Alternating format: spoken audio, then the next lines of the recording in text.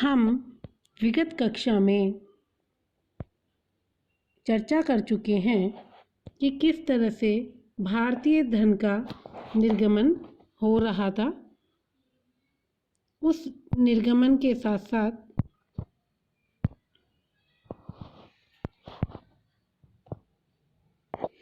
अब हम कृषि के व्यवसायीकरण की चर्चा करेंगे। ब्रिटिश सरकार अपनी खाद्य पूर्ति भारत में करना चाहती थी।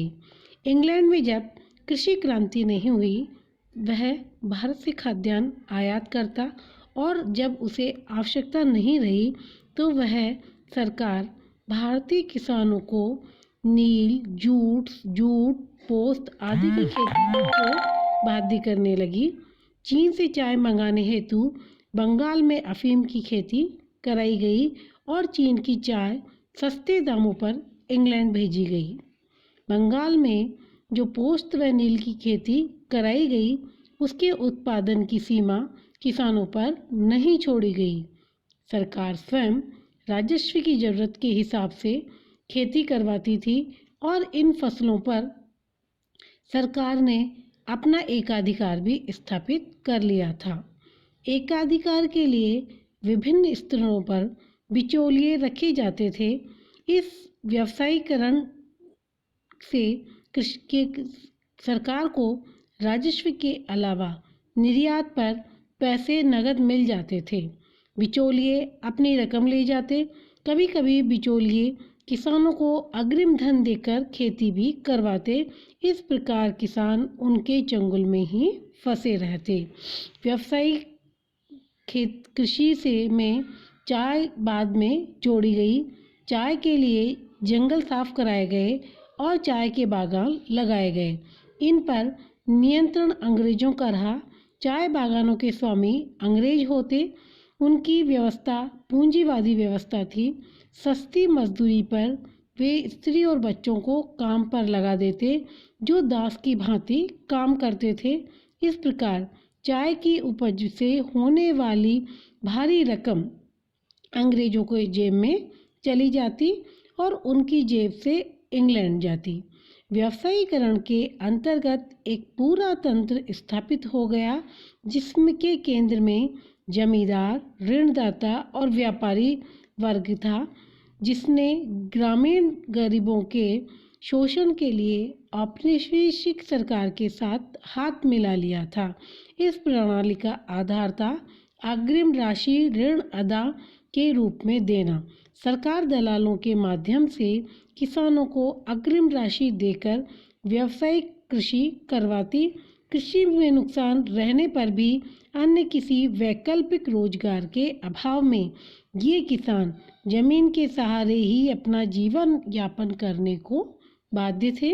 इस व्यवसाय में वे सदा कर्जदार बने रहे और अर्धदासता का जीवन व्यतीत करते रहे। देश के अन्य भागों में भी थोड़े बहुत हेर फेर के साथ यही प्रणाली अपनाई जा रही थी। जो कुछ अंतर था वह काश्तकारों के विभिन्न रूपों, उस इलाकों में कृषि संबंधों की विशिष्टता तथा उगाई जाने वाली फसलों आदि के कारण ही था।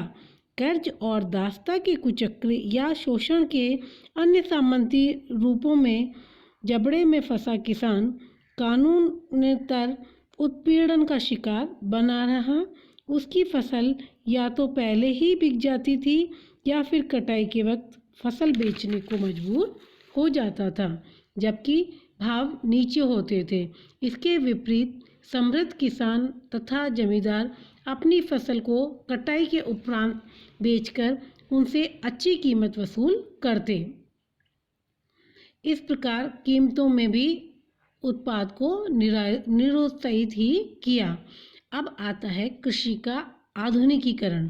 जब 1858 में ब्रिटिश सरकार ने ईस्ट इंडिया कंपनी से सत्ता संभाली तो कृषि में गतिरोध तथा हास्य की स्थिति बनी हुई थी, जिसके बहुत से कारण थे, जैसे कृषि योग्य भूमि में कृषि न करना, खेती वाले क्षेत्रों में विकास का अभाव, भूमि का कृषि के लिए अनुपयुक्त होते जाना, जिसके परिणाम स्वरूप खेती के क्षेत्र में आने वाली कुल कमी तथा उसके अनुरूप प्रतिवर्ष बिना जोते खाली छोड़ दी जाने वाली जमीन में वृद्धि। इस प्रकार हमें प्रतिगामी स्वरूप के विकास के दर्शन होते हैं। फसल कम पैदा होने तथा खराब हो जाना भी इसके साथ ही सम्मिलित था। परत जमीन की बढ़ोतरी के साथ साथ श्रम तथा भूमि का उत्पादक घटता ही जा रहा था, जबकि उसे बढ़ना चाहिए था। ब्रिटिश सरकार द्वारा भूमि सुधारों के लिए कुछ भी नहीं किया गया। 1860 में कृषि विभाग स्थापित करने की चर्चा चली, परंतु 1870 में पंजाब, बंगाल जैसे उपजाऊ प्रदेशों में कृषि विभाग स्थापित किए गए।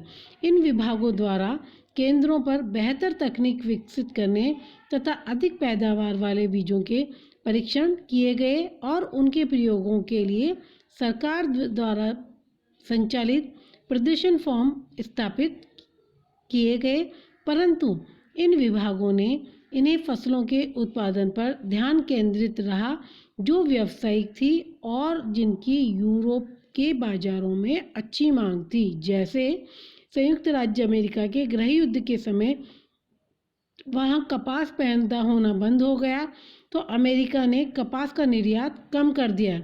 इस पर इंग्लैंड की सरकार ने लंकाशायर व मैनचेस्टर के वस्त्र उद्योगों को बनाए रखने हेतु पंजाब के किसानों को अच्छी किस्म की कपास के उत्पादन को बाध्य किया। ब्रिटिश सरकार ने सिंचाई के साधनों को उपलब्ध कराने का कोई अधिक प्रयास नहीं किया, जबकि वे इस तथ्य से परिचित थे कि भारत किसान वर्षा से जुआ खेलता है, अर्थात भारतीय किसान सदैव अनावृष्टि और अतिवृष्टि दोनों से ही पीड़ित रहते हैं। पंजाब और संयुक्त प्रांत के किसान इस व्याधि से कम ग्रसित थे। संयुक्त प्रांत का आधुनिकीकरण ब्रिटिश सरकार ने नहरों व बांधों में न करके सड़कों के निर्माण, रेलगाड़ियों के प्रचलन में किया और 1849 में रेलों का जाल बिछाना प्रारंभ किया और 1869 में 5015 मील लंबी रेल लाइन बिछा दी गई। असल में भारत में रेलों का जो विकास था उसका उद्देश्य ही ब्रिटिश उद्योगों के लिए चारों ओर से कच्चा माल जुटाया जाना और खपत के लिए बाजार जुटाया जाना था। इस प्रकार ब्रिटिश सरकार ने 20वीं सदी के प्रारंभिक वर्षों में ही भारतीय रेल व्यवस्था को विश्व की बड़ी रेल व्यवस्था में चौथे स्थान पर ला दिया। इसने देश की परिवहन व्यवस्था में क्रांतिकारी परिवर्तन किए और उस समय भारतीय रेल संबंधी 13 प्रशासन व्यवस्थाएं थी, जिनमें 24 निजी कंपनियों के हाथ में थी। शेष में से 4 पर राजकीय प्रतिबंध और 5 पर देशी रियासतों का नियंत्रण था। इस प्रकार स्वामित्व और प्रबंधन की दृष्टि से भी संपूर्ण भारतीय रेल व्यवस्था को एक जटिल व्यवस्था का रूप धारण करवाया गया। ब्रिटिश साम्राज्यवादी तो यह कहते थे कि उन्होंने जो रेल व्यवस्था भारत में स्थापित की वह भारत के औद्योगिकरण के लिए आवश्यक भौतिक सुविधाओं की पूर्ति का एक प्रशासनिक उदाहरण है, जबकि राष्ट्रवादियों के अनुसार यह भारतीयों के शोषण का एक उत्तम साधन, क्योंकि लागत पूंजी पर कम से कम 5% लाभ के रूप में सुनिश्चित गारंटी के नाम पर जो धन एकत्रित किया जा रहा था, उससे ब्रिटिश शासक अपने स्वामित्व वाली पूंजी का निर्माण करना चाहते थे। गारंटी के पक्ष में अंग्रेज तर्क प्रस्तुत करते थे कि चाहे देश की संपत्ति की निकासी मानी जाए, पर है यह एक आवश्यक बुराई।